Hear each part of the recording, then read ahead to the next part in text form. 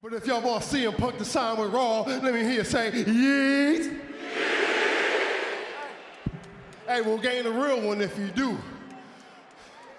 But last week, we lost a real one too. Yeah, my dog Sami Zayn. Get well, Loose.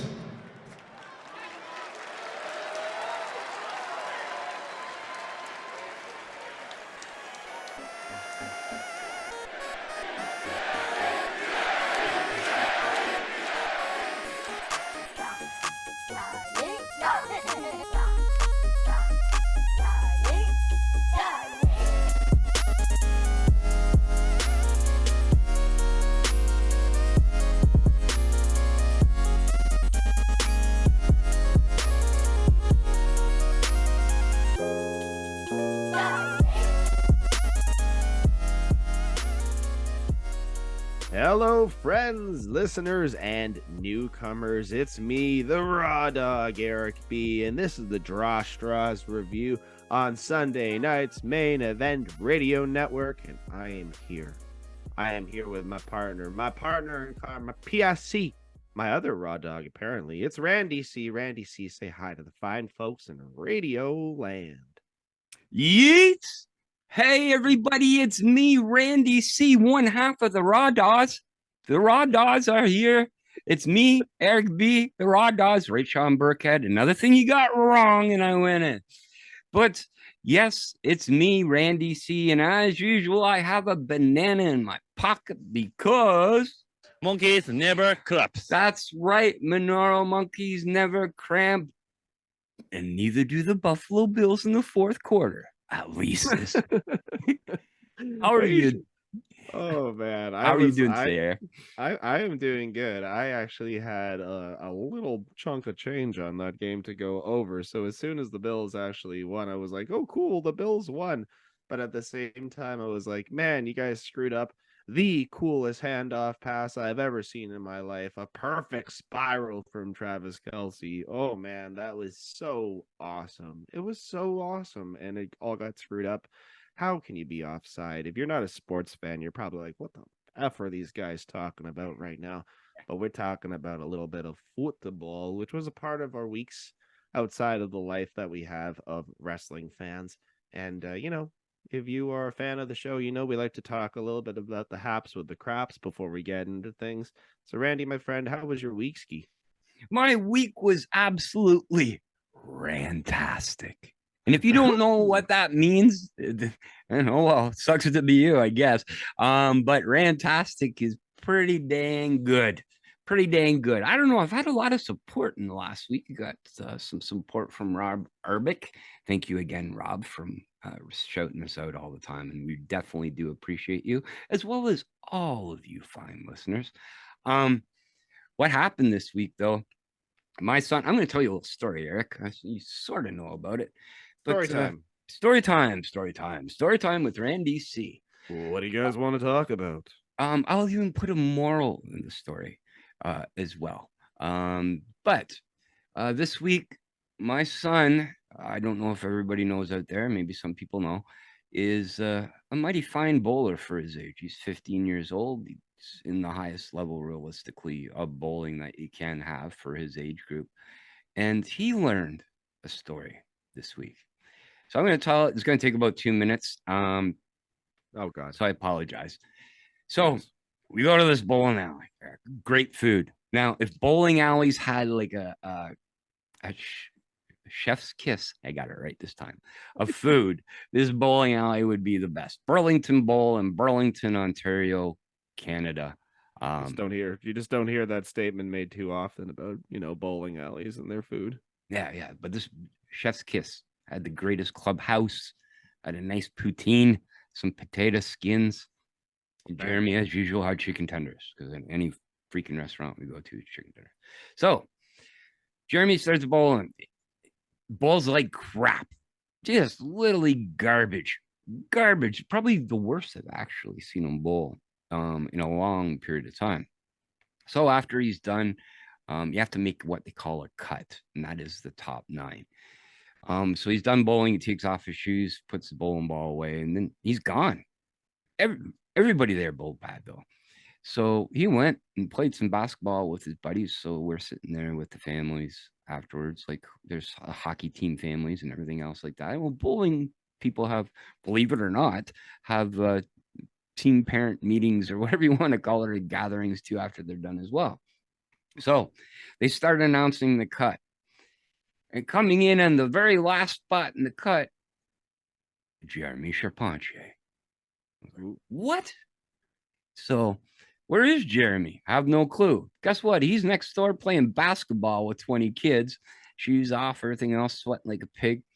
So I have to pull him in. Thank goodness. He gets up on the lane and finally starts bowling. Well, he has to go through 9 people. So 9th has to face 8th. Whoever wins goes on. So he's going through what they call a step ladder. It's almost like other sports, right? So he's bowling. He's doing good. He's bowling. He's doing good. Knocks out another. Bowling. Doing good. Knocks out another. Well, guess what? We get to the finale. It's him versus first place. Jeremy has came in second many, many times. Actually, his ranking isn't too bad, but he's never won what they call a major. So he's up and it's in the 4th frame. He is up by what they call a frame at this time. Now, here's the daddy story for you, Eric. A couple of years ago, just like darts, I don't know if you remember in darts and everything else like that. Now they make a big spectacle of this. So say, for example, if you win a tournament, you have an intro at the next, like, you know what I mean? Where there's smoke and song. He gets a vignette. Almost, yeah, exactly. Like it's a little production. Okay. So Jeremy and I talked and said, well, what would be your song? Now, my son is a little, I guess, 80s, 90s kid. He's like, Dad, I want to hear Bon Jovi. I'm like, oh, that's weird, but okay. Yeah, chicks dig it, I guess, right? You know what I mean? That age, you think of all the parents listen to it, chicks dig it. But we're in the 4th frame, Eric, in the 4th frame. And there is music playing on the speakers above you. He gets up to bowl. I'm sorry, people in the audio world, you can't see. Eric can see me right now. He gets up to bowl and he's looking, he's concentrating, like he's deep into thought. He wants to win this. He doesn't get that winning feeling as of yet. All of a sudden, he stops and he turns, gets off the lane, goes, looks at me, points to his ear, points up. John Bon Jovi was playing Blaze of Glory on the speakers above us. And he goes, Dad, I got the feeling. Did he not go out there and destroy the person who went up? And he won, and he got his first itch, I guess, of winning in the first taste of winning his first title.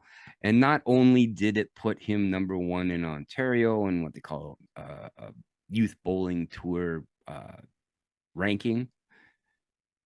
Jeremy doesn't listen to the podcast anyways. You're number 1 in Canada right now, dude. You're 15 years old. Good job, sir. Good job. So yeah, that was my proud. I'm sorry it took so long, Eric, there, but I figured you want to hear a story. A proud daddy moment. Jeremy Charpentier is now wanted, dead or alive, by everybody else on the 15 and under bowling circuit. 21 and under. That's what the thing is 21 okay. and under. YBT, the youth bowling tour. Well, you know what, Randy? It's his life, and he will always be living on a prayer and a bed of roses. That is great for Jeremy, the man who actually gets my, darkness, my dark humor. Unfortunately, Randy does not get it, but Jeremy does, and he makes fun of his dad as well for not getting it. Thanks for pointing that out. Quickly get into it. I went out for some chicken wings on Saturday night in the lovely town of Milton. We got a great place here called Ivy Arms, which just knocks it out of the park with these like dinosaur style chicken wings. I brought somebody else actually who used to host the network there one time. Yeah, that was fun. But as I was arriving, the street was shut down, and I took my mom out to dinner, and she was like, maybe they're filming a movie, but they weren't filming the movie. It was a giant festival called Miracle on Main Street, hosted by, this is going to be a kicker for some of our listeners, hosted by Tiger Ali Singh, That's right, folks. WWF superstar Tiger Ali Singh was there. He was saying Drew Curry. He was doing all of the stuff that we remember him for, which is literally nothing in wrestling. But yeah, it was hosted by him, and he was there in a Santa suit, and it was pretty funny. It was pretty funny. I had friends that were at a wrestling show, and I was like, dude, I'm hanging out with a WWF legend right now. Legendary. Free autographs too, Randy. That's amazing. Was his son there too? Was Mr. Jeet there too? Tiger Jeet? Tiger Jeet Singh and Tiger Ali Singh were there, both wearing championship belts that they had crafted probably just for the event. I do not remember a title being held by either man. There's a lot of Canadian titles. Don't get me wrong. There was North American titles too held by them. That's an amazing story. I was lucky enough back in the day, 1996-ish, to follow him around a couple of times, and be at the compound, if you know what I'm talking about, the Milton compound of where Mr. Singh lives, and he's one of the greatest people. If you can get in his good books, he loves you to death, and he'll be there for you. And he's a big supporter of Milton. So yeah, he is. He's He's like a god of Milton. I'm not even joking when I say that. It's like one of the things that we're known for around these parts. Also, Chris Hadfield was born here, believe it or not. So we're known for probably 2 or 3 things, and those are probably the 2 out of the third. I don't know what the third would be. Probably, you know what? The lovely Milton Hilton, the Milton Penitentiary. Yeah. That is definitely what Milton is known for. Oh my god. Well, and talking about that and talking about things in space. Third thing is Eric's brain today is in a little space. No, I don't know. I'm playing with it. I was gonna say it differently. I apologize. Oh, it's okay. And that's all right, Randy. That is because all that Randy can think about is how this great podcast is powered by Podstars. Podstars, yes. Please sponsor ad here. Guess what? There is no. So it's going to be an ad read. Thank you for throwing this to me, Eric. We are powered by Podstars. Get ready to take your podcasting career to the next level with www.podstars.net. Podstars is a talented and passionate community that will give you the opportunity to interview top professionals from a variety of industries. They'll share their insights and experiences with your audience. Plus, everyone will have access to their exclusive celebrity catalog, featuring some of the best in the business, both new and established. So, why wait? Join www.podstars.net. That's Podstars with a Z now, and start exploring all that they have to offer. You will not want to miss out on this amazing opportunity to elevate your podcasting career and be part of an exciting community. That's www.podstars.net. Thank you, Podstars, for powering this podcast. There you go, Randy. Randy is ready to go. Randy is ready to yeet his way to glory. And we are ready to yeet our way into the Raw review. Randy, are you ready to yeet again, brother? Yeet, brother. Yeet. You know what? It's been so long since we've been allowed to yeet, but here we are in Cleveland, Ohio, and we're yeeting up a storm with main event J Uso as he comes out to the ring. Randy's favorite wrestler by all means. He's really excited about that, and he's really excited about that CMpunk character coming around, because if he comes around, then Raw is going to get a real one. But he lost a real one last week. As soon as he said that, I was just like, who died? But then said, his dog, Sami Zayn, last week was taken out at the hands of Drew McIntyre. Brings out Drew McIntyre. And you know what, Randy? He doesn't have a sword.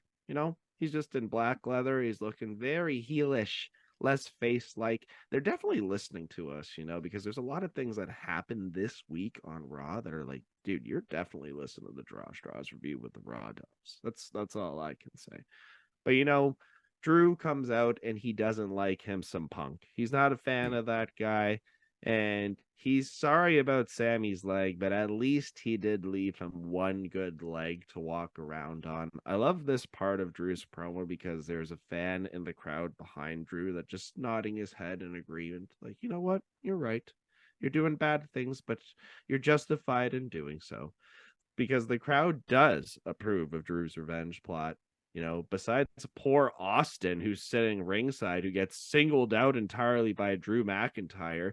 Just imagine being on TV and being made fun of by Drew McIntyre, like right at the start of Raw. That's going to be a long 3 hours, man. 3 hours for Austin. I thought Austin handled it quite well and being brought out, but that is a good point. Like a lot of people are talking about it on that. Poor Austin, and you got his name right. More.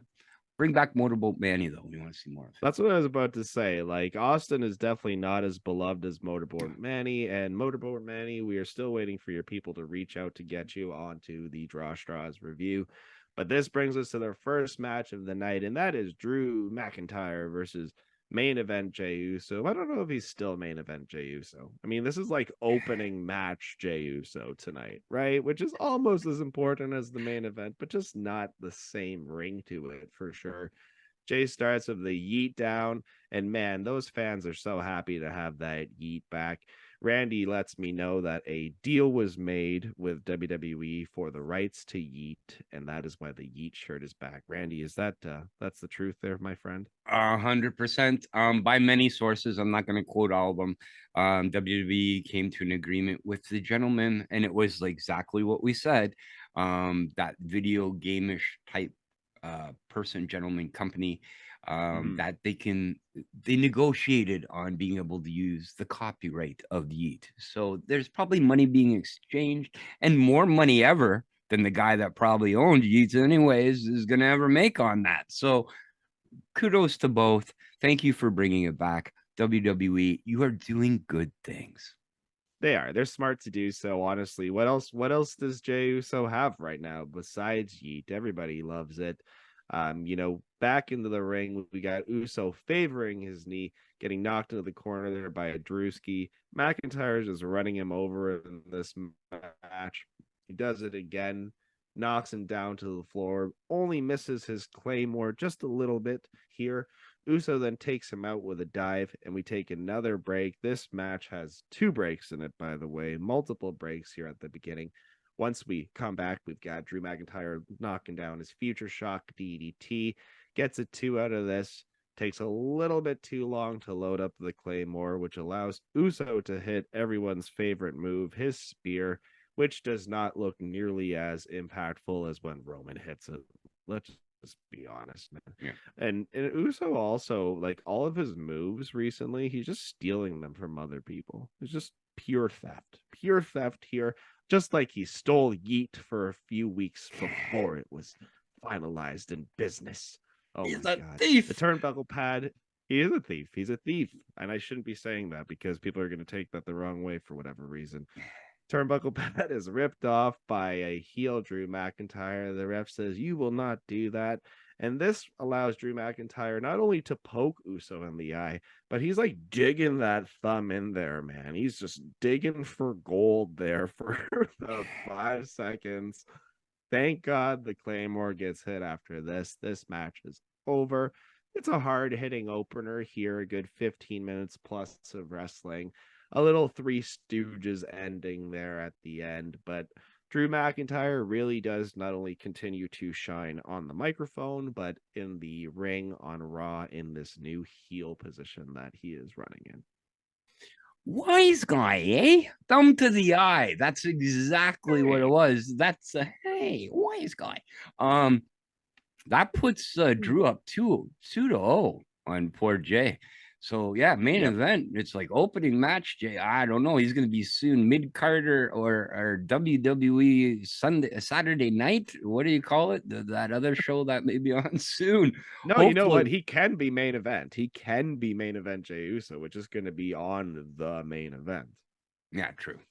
That's what it's called, main event. Yeah, good opening match though. It was good to see. Like we've seen it before. Yes, up 2-0. I want to see. I guess they're pumping up Drew for something. Maybe Royal Rumble. for something on that aspect again. But again, who against? Like, what are they going to do? Who against? Yeah. But they had to do something with him. Poor Jay's. How is he going to rebound? Is he taking the place of Sami Zayn in this? That's where I see it, unfortunately. Yeah, and also, I mean, good on WWE. They have, the return of CMpunk that everybody is heavily invested in online, and Drew McIntyre probably not so much, but good on WWE to continue this storyline and keep building up the stock that they've, done so naturally over the last 6 months. So nobody wants to see that end. Everyone wants to see that continue. Who knows where the collision path is for those two guys? But we got a few, we got a few weeks here before the Rumble. Yeah, that's right. So, all right, we get a Shinsuke vignette here, and he wants to end the story of Cody Rhodes. Thank you, Shinsuke. You are a class act for doing so. I would love that. This is the story of a dog chasing a car. He says Cody is good, but he will never be good enough. Cody's weaknesses is that he searches for the approval of others, and Shinsuke cares not for anyone's approval. Quick side note, I entirely approve of the Shinsuke anime that they throw into the vignette here, and I would 100% watch that. 100% agree with you. I was going to say that, and the translation and everything else with it. This WWE production, since this Endeavor takeover, is absolutely great. These vignettes are fantastic, even though we probably know the outcome of this, but Shinsuke is looking better than ever. Like, if anybody is helping, it's Shinsuke, right? Even the J Uso one from before, right? It looks good, but if you're going to get a good promo, you're probably going to lose. So unfortunately, do you want it or don't you? So, but again, it did look terrific. Yeah, that's a good point, actually. That anyone who's getting those good promos definitely is not taking home the wins in all of these afterwards. All right, the Judgment Day Clubhouse. I love how they're coining it the Judgment Day Clubhouse now, and that is entirely because of R-Truth. That's the best thing about that. They are backstage, and Finn is mad. He's like, look, we don't show up for 1 week. Me and Mommy are in here for 1 week, and we're just completely off the rails. And Priest says, you know what's not cool? Missing Raw for a week. And I'm like, okay, guys, just get on the same page here. Like, just figure this shit out a little bit. It just makes no sense. But yeah, 1 week off. They lose to the Creeds. And we continue to build up how good the Creeds are and how good the Creeds are going to be, and that they are a viable threat, not only to the Judgment Day, but to pretty much everybody on the roster. Did you take that like from this? This is really like I just keep taking from these even Judgment Day promos that they're really very Creed heavy. And it just seems like we keep on pushing the Creed stock up, even though they're not wrestling this week, Like, did you kind of take that from this here? Well, yes, I did. And you're absolutely right. It's almost like the Judgment Day. We've had the Judgment Day pounded into our heads for the last 6 months at least, right? And even you say with the confusions with these promos and then throwing the Creed brothers in here, I guess the Creed bros are going to be next level, or they're going to be way next level. We discuss this week after week after week after week, but them being involved in absolutely everything that they're doing, that's the only direction it can go in. And like you said, with the confusion on even them talking to each other in the promo, it shows a little non-camaraderie within the group, or a little confusion. So maybe it's set on purpose. Sometimes I think these things can be set up on purpose just to look that way. But good pointing out, Eric. That's why you're the best at what you do, because you point out these little things. Best in the world. We'll see what it's like to be best in the world, face to face, Randy. We'll see what happens. Anyways, Ria is sick of the disrespect, and that's why she's gonna prove herself tonight against Maxine Dupree. Wow, what a competitor. What an opponent to take on to assert your dominance here in your division. My lord. Maxine is ready, and Ivy Nile will be her backup tonight, just in case. Okay. So the Creeds and Alpha Academy, they're really good friends now. Everyone's good friends. They're gonna back each other up. But again, hey, it's R-Truth, and he's got Christmas lights. So everything is saved in this segment because we have R-Truth. R-Truth is an MVP. We gotta love R-Truth being back on Raw. Ah, Randy, do you like R-Truth being back around? Randy? Do I like R-Truth? Do I like R-Truth? I love R-Truth. R-Truth is probably one of the most underrated superstars of WWE in the last 10 years. Give him back his 24/7 title. Give him something. He always has to be carrying, if it's Christmas lights, if it's Buffalo Bills championship belts, he needs something to carry all the time. That's what they should do with him. Always has something in his hand. I love R-Truth. Yeah, he's great. And he is definitely becoming the de facto like walking marketing ad for Raw. I mean, he had the Jelly Rolls when Jelly Roll was there as well. So R-Truth is definitely going to be around. But listen, Chad Gable just reminds him, you can hang out with the Judgment Day if you want, but they're dangerous. And we don't think they really like you or have you in the group. R-Truth is oblivious. He could really care less, man. Let's go to the ring for a very short one here. This is Rhea versus Maxine Dupree. As soon as you heard those two names be announced, you knew where it was going. Rhea just short arm clotheslines Maxine to death. Maxine sort of counters a power bomb with her Karana. It looks really dangerous. She almost lands flat, like directly on her head as she does so. She just eats a big boot, thankfully, and a terrible looking riptide. I don't know what happened there, but Dupree just barely even got off the ground. Rhea, being smart, locks in that prism trap lock and gets the win off of that, which looks far, far better. And I got to say, just Maxine's body type being a little bit longer and lanky, really contorting into the hold there with Rhea, that did look good. That looked really, really good. Ivy Nile breaks the hold, and I guess we got the two of them into a feud. Randy, sorry, go ahead, my friend. Yeah, well, no, sorry about that. I didn't mean to interrupt you. Yes, you got Ivy now at the end of the match. I'm confronting Rhea and looking at it. This match, it's absolute garbage, man. It was terrible. I'm gonna quote, and this stat was brought to you by Post Wrestling. This is Maxine Dupree's sixth only televised match. 6 ever in her life. So she had no wrestling training beforehand. Now, I'm not saying anything bad about her. If it's only her 6th, put her on house shows, whatever, and get her in. Like, you know what I mean? She should have been on the house shows leading up to this at least 3-4 weeks and going up to it, even if it's a 2-minute match or whatever it may be. The only way that you're going to gain anything is by experience, right? So I think they just dropped the ball on that. Maxine Dupree is a star, though. I do like her. I like her with the Alpha Academy. I like this. This could have been better. Her tag match was better. This, again, is their 6th singles match ever on TV. Yeah. So, yeah, get her learn. She's going to learn off this. When they get back behind the curtain, I don't think Rhea Ripley and her will be shaking hands. But do you know who shake hands? Play sponsor ad here. It's the Handshaking Team. Eric B, take it away. The Handshaking Team is consisting of Eric Blondin, Brady Wedham, Matt Grant, and occasionally Randy Charpentier. Go to www.facebook.com/The Handshaking Team for all of your favorite toys and collectibles, as well as wrestling autographs. That is the Handshaking Team. Good job, Eric. That was really good. That was a great little sponsor at it. Okay, continue. Okay. It was all right. All right. Can I do it? Okay. Yeah, do it. But yeah, you're absolutely right. I think that Maxine may have even sandbagged Rhea a little bit in this match. Man, it just that was a hard watch, man. And we get hard watches sometimes here in Raw. Unfortunately, Randy, this is not going to be the only hard match for us to watch tonight. And that leads us into the next vignette that we get here.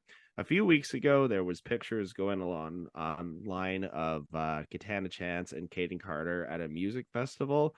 I guess they were doing a vignette, and that's why they were there.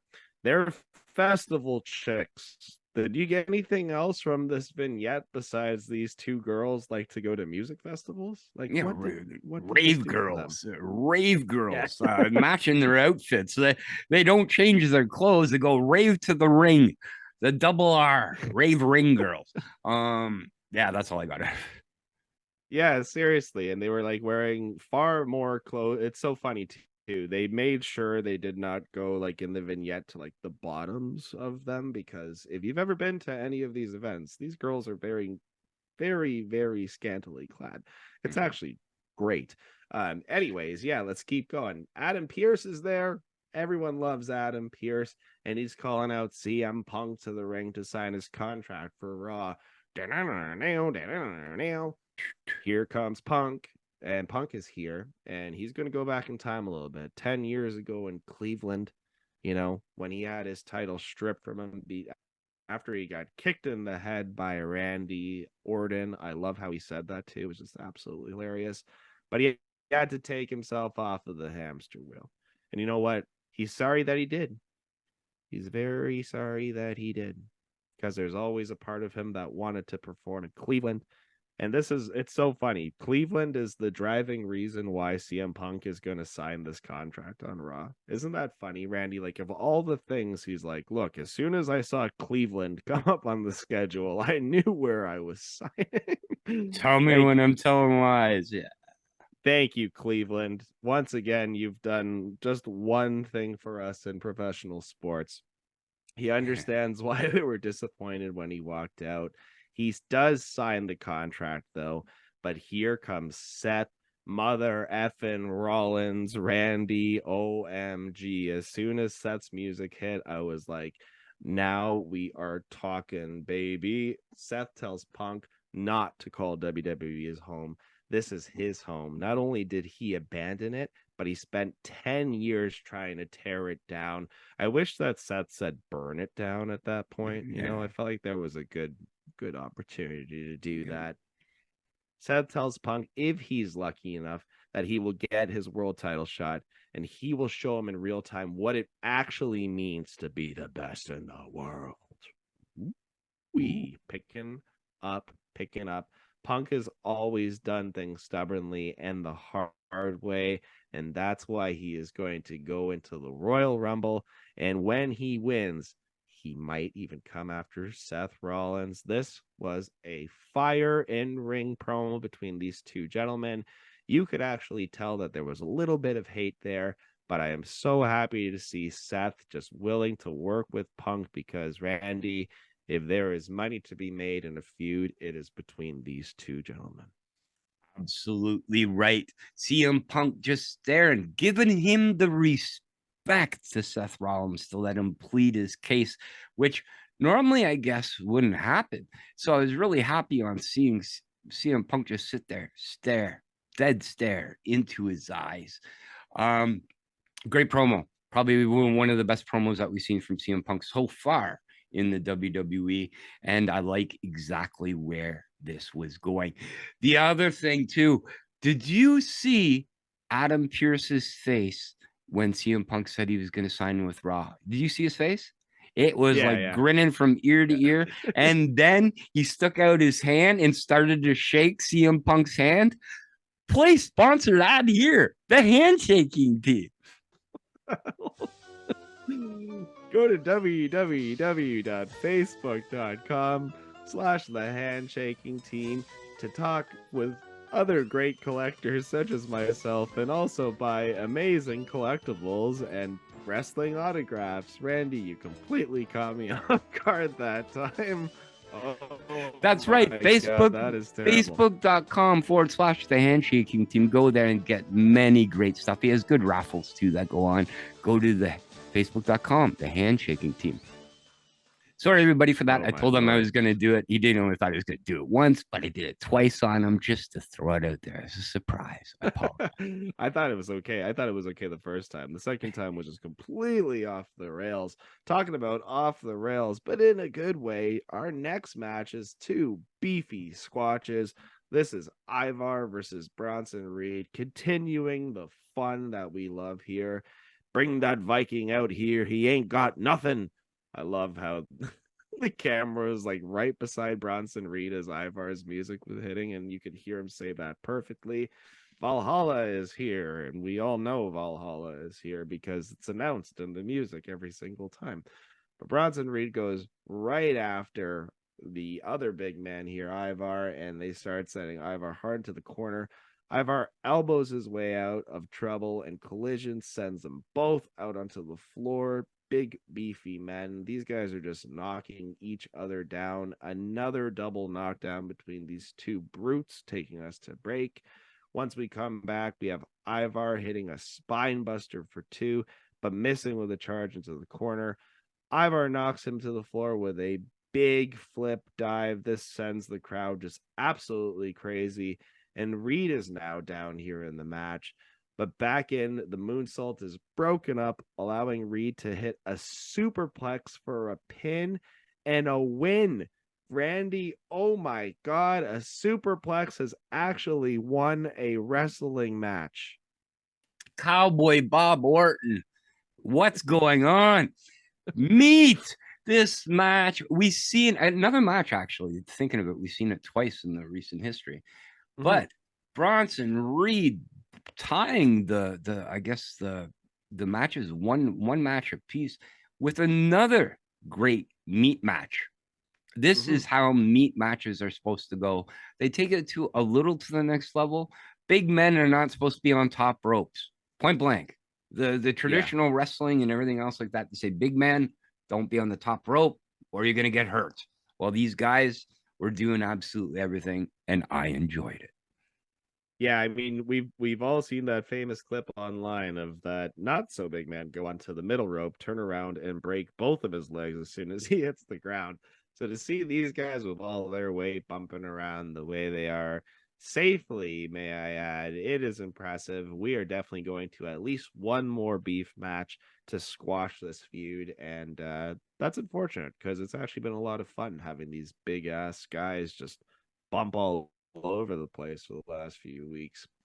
All right, backstage, we've got CMpunk bumping into the Judgment Day. Hey, where's mommy? Hey, you think you're funny? Essay. That's what Priest says to him, but he doesn't say the essay part. Priest really hopes that CMpunk does finish the story, because when he does, he'll be waiting. I think it's kind of like, why are we even referencing coding here? Why is there a Cody reference here? I have no clue. It doesn't make any sense in this one. We're gonna finish the story. Punk's gonna finish the story. Okay. Well, Judgment Day, the reason why they bumped into Punk is because they're on the way out to the ring. And inside of the ring, they're gonna remind you, it doesn't matter who you are, you're all being put on notice. It's funny because Dom just lost his belt. They looked weak last week when they lost against the Creeds. And again, Dom can't even talk here, but you know who can talk? R-Truth. R-Truth is loved by the masses, loved by everybody besides Damian Priest. And we knew this is when they were going to turn on him. We knew this is going to happen. Damian Priest tries to do the beatdown.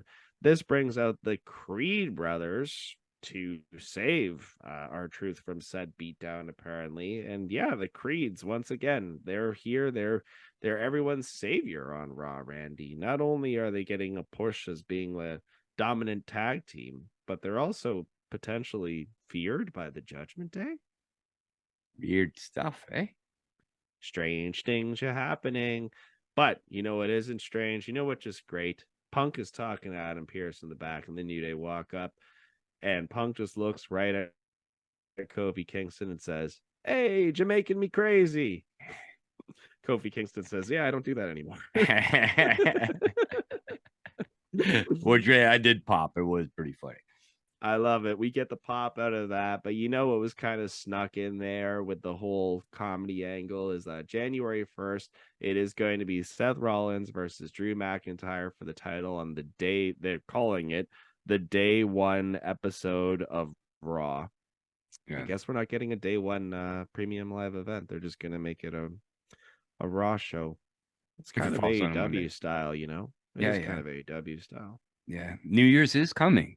Oh no, winter's coming tomorrow. New Year's is coming. Day one. Never mind. New Year's is coming. That doesn't have the same ring to it as winter is coming. Yeah. Okay, so the next match of the night, it's going to be the Festival Rave Girls versus Indy and Candice in a match. This is going to be a match. That's right, folks. Chelsea Green and Piper Niven, they're back on commentary. Indy Hartwell is there. And you know what? Indy Hartwell is really great. So to see this kind of quick match with the four ladies here really sucks. But she looks good in the match. She's got the assisted head sitters here. Katana Chance takes Hartwell down after that. Everything breaks down, and Hartwell's spine busters Chance, sorry, who is back with a basement super kick. The after party, whatever you want to call it. It's funny because Wade Barrett, I think, called it a keg stand at first, but the after party finishes for Chance here. 2 minutes into the match, that's it. That's all. What are the? Why even put these women on? Well, it's Cleveland, so Candace is there. I have no clue. Poor Indian Candace. I don't think I've ever seen Candace win a match on Raw, like, or anywhere. It's unfortunate, No. and I love the Indie too. No. So Yeah, bring no, back haven't. the family or something. They need help. They need help badly. Yeah, they are just completely flopping like fish on the main roster, not getting a single win, not even getting a match, I think, beyond 5 minutes yet since they've been on Raw this last, like, why even bring them back? It doesn't make any sense. Go back to NXT. At least there's good things for you to do there. I once, like, I remember Candice LeRae and how can I explain? Candice LeRae and the man that shall not be named doing 40-minute matches in PWG, bleeding and just absolutely incredible. And now we only see her for 2 minutes. Dumb. Yeah, it just how we're going with things, right? Okay. DIY has a mystery partner to face Imperium, with Gunther coming in to say he does not believe it. And you know why he doesn't believe it? Because he thinks they're nerds. He just doesn't think anybody wants to be seen in public, let alone in a match with these guys. But Becky Lynch is coming to the ring. The man has come to Cleveland. And she's here to chat about Nia Jax. They have never fought. But once again, for whatever reason, they're really heavily playing the angle of Becky having her face broken by Nia Jax. They even go back to the clip here from 2018. And it's funny because once Nia comes out, she says exactly what I said last week, which is, if anything, like, Becky owes Nia for her career in this sense of this being a career building moment. Yes, Becky Lynch is incredible. Yes, as a wrestler, she could have done great things. But would she have this whole drive, this whole creation of the man if her face was not broken in by Nia? I don't think she would. Anyways, the two of them are there in the ring. They're setting up a match probably for next week. And all you really can take from this is Becky is so good on the microphone, and Nia Jax is just so terrible in every sense of the way. In ring, on microphone, everything bad. Randy, you're smirking on the other side. We know you're a big Nia fan, so, chime in as you feel so. The biggest, that's all I gotta say. The biggest, probably, I would hope they lead this into day one. I don't know. Just take it. You're right, Becky. I have nothing to say. Garbage. Nia Jax is garbage. Don't acknowledge it. Garbage. Main event Nia Jax. I don't give a crap on that. Like, I don't want to see her on TV. Yeah, it's awful, man. And like, just eventually, it's one of these women against Rhea. So like, let's get there. Let's get there already. That's right. Give Rhea something better to do too. Okay, so we got Cody Rhodes backstage here, and he understands that him and CMpunk have the same idea, but they realize it can't work at the same time. Ooh, they both want to be champions. Again, I don't know why we're building this like Cody and Punk best friends thing, but here we are. As for Shinsuke Nakamura, Rhodes knows that he had a heck of a career in Japan, but this is Cleveland, damn it. And Stardust debuted in this building. That is funny. Cody Rhodes is ready for his match tonight. Makes a Stardust reference. What a guy. Okay, Imperium versus DIY is next with their mystery partner. And guess what? The mystery partner is The Miz. He came to play or win or whatever his song says. Uh, Johnny Gargano and Giovanni Vinci started up, but here comes Gunther instead. Gargano goes to tag in The Miz, but Gunther drops him with a right hand to keep Gargano in the ring. Giovanni Vinci comes and gets clotheslined by Ciampa, only to have Gunther nail a big boot. Vinci is coming for a running crossbody to Ciampa, who is banged up, and he rolls into the Imperium corner. But Ciampa is good enough to tag in Johnny Wrestling, who hits his trademark slingshot spear for a 2 on Kaiser. We get the Miz versus Gunther showdown, proving to us that we are not done with these guys. We are going one more Miz and Gunther match, as Randy has so requested he would like to see. Gunther cuts off the yes kicks, yet kicks, whatever you want to call them, throws on his Boston Crab with Ciampa making the save. Gargano and Miz hit their stereo tornado DDTs, and Miz gets the figure 4 on Gunther. Gargano gets the Gargano escape on Kaiser at the same time, but Gunther, while in the hold, impressively tags Giovanni Vinci, who makes the save, but saves him directly into a skull-crushing finale. The Miz picks up the win here for his team. And like I said, we got Miz out of this. What I took from it the most is we got Miz versus Gunther one more time. So, Randy, what are your thoughts on one more chance here for the Miz? And this is how it is positioned right after the match. This is his final opportunity at the IC title. Good for the Miz. Yes, that's probably another day one exclusive that we're going to see again. Maybe right. Becky versus Nia. I'm hoping day one. You got Seth's match, now this, and it'll be the finale of that. Team Cleveland beats Team Europe, we'll call them. But yeah, Cleveland, Ohio. Drew Carey would be proud. Ohio, right? That's how it goes. Yeah. But yeah, I guess you had to do that in front of the hometown, and at least the Gunthers still look strong. Yeah, I mean, the hometown wasn't exactly too hot for their hometown heroes, right? It's not exactly like it was CMpunk in Chicago or anything here, folks. But yeah, Gargano, I'd say Gargano is almost more over in Toronto than he is in Cleveland. That's probably his true wrestling hometown. Definitely. All right.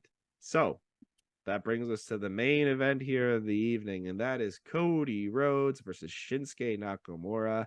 I wish that these guys had just a little bit more going on here to make this a fun main event, but here we are, Cody versus Shinsuke, and we're going to start it off with Nakamura working a wrist lock, the riveting wrist lock that everybody loves to see in their main events. That is broken up, and Rhodes knocks him into the corner with his right hands of doom that he's got. Have you noticed that taped wrist that he's wearing is just a glove? Like, yes, this yes.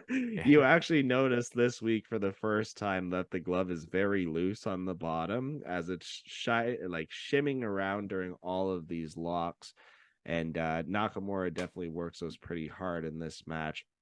Nakamura dumps Cody out onto the floor as we get into our first break of the match. And back from the break, Nakamura is stomping away on the corner before we hit the chin lock, baby. That's broken up, so Nakamura grabs a cross arm breaker. I do really like how he keeps on working that cross arm breaker. Cody at one point tries to lift him up to counter him into a crossroads. He gets thrown back into the cross arm breaker again, which is really cool to see.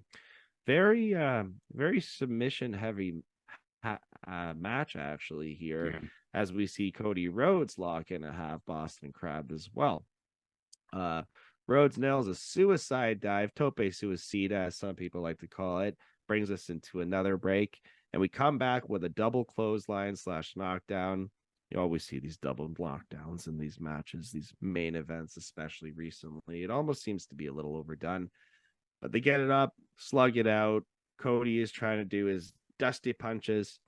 Nakamura pulls him into a choke.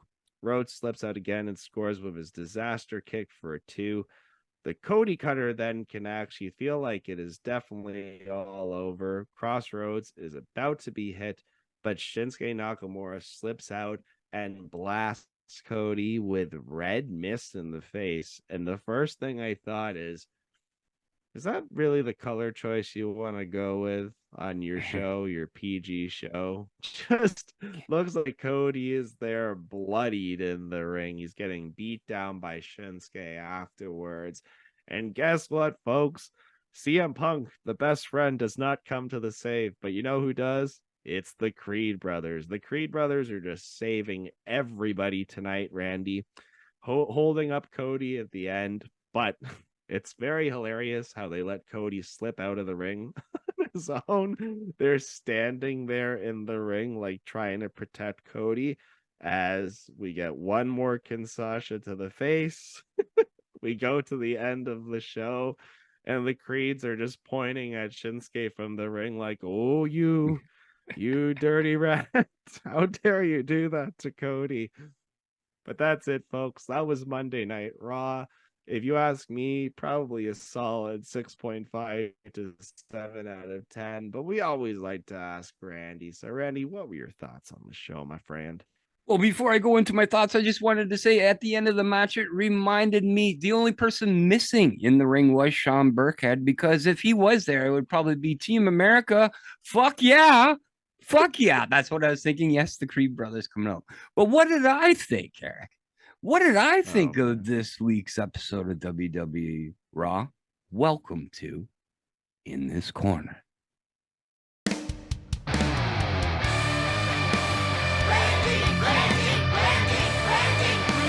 Randy. Make love to me, Randy. Randy. Randy, that's enough. Mr. Randy. Randy. Randy. Randy.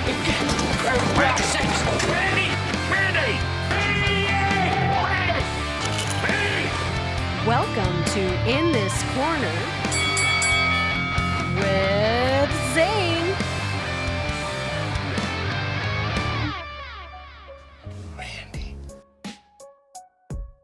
This week's Raw was, it had some good points to it, but it had a lot of bad points to it as well. Starting off with main event J Uso, the main event, the guy that should be winning his matches and showing and going on and fighting for the title. No, that's not going to happen. But it does put Drew over large. Yes, we are. I'm not as a big fan as Eric is and Drew McIntyre, but it does put somebody over, and why not him? He does definitely deserve it. Nia Jax. That's all I got to say. Nia Jax. Thank God for Becky Lynch. Good stuff again. CMpunk shutting his mouth and letting Seth Rollins talk. A match we all want to see. A match that we're all excited for. Guess what, people? The Raw Dogs have CMpunk, and sucks to be you, Smack Daddies. You don't, because we got them. So we will have all eyes on our product, and hopefully it'll elevate the show to the next level. Then we go to the after party, or whatever you want to call them, going over on Candice LeRae and Indy. We all know what I already think of Candice LeRae and Indy Hart. Well, it's so disappointing. They're in Cleveland. Give Candice a win somewhere. But that's where they did it right.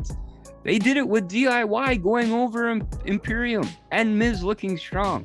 Another thing they did right. Now coming to the main event. We had Shinsuke Nakamura versus Cody Rhodes.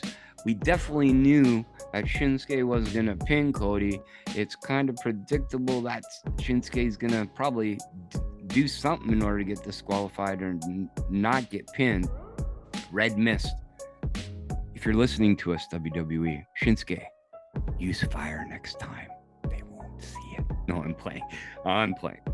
Overall, this WWE Raw from Cleveland, Ohio was meh. It wasn't the best one. A lot of repetitive matches. Oh, Bronson Reed and Ivar, positive as well. Mate. But I'll give it about your rating, Eric. I'll give it about your rating. And thank you for listening to In This Corner. that was In This Corner with Randy. Randy, thank you so much for your fine thoughts and opinions. And yes, it was very much a Cleveland-based episode of Raw, which means it's there. It was okay. Was it mid? It was a little mid. Let's just be real. And I'm sorry if we have any of our fine folks listening from Cleveland. But yeah, Cleveland, Drew Carey says it rocks.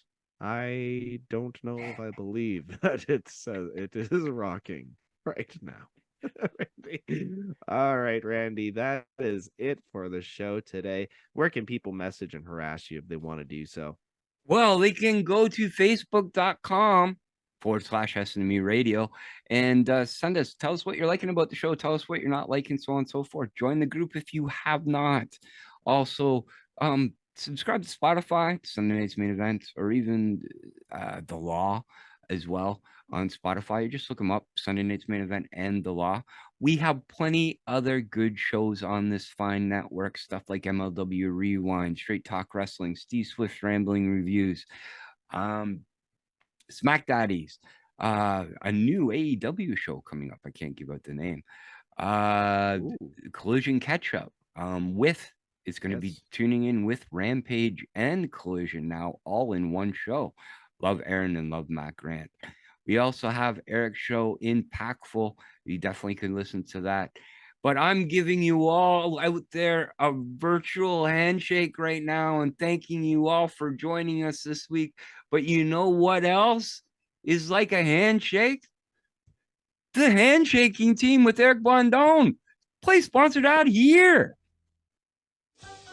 Oh my God. Yeah, okay. The Handshaking Team is the leaders of collectibles and fine sports memorabilia. If you are a wrestling fan, if you like wrestling toys, hey, if you want to win some great prizes, go ahead and come and join our page, www.facebook.com/The Handshaking Team. And that's it. That's all, folks. Yeah, I'm Eric. I'm Eric B. I'm the Raw Dog, and that was Randy C. So, folks, until next week, please take care of yourselves and each other, and continue to live your lives impactfully. Everybody love wrestling. Yeet! Yeet. Oofus! Oofus!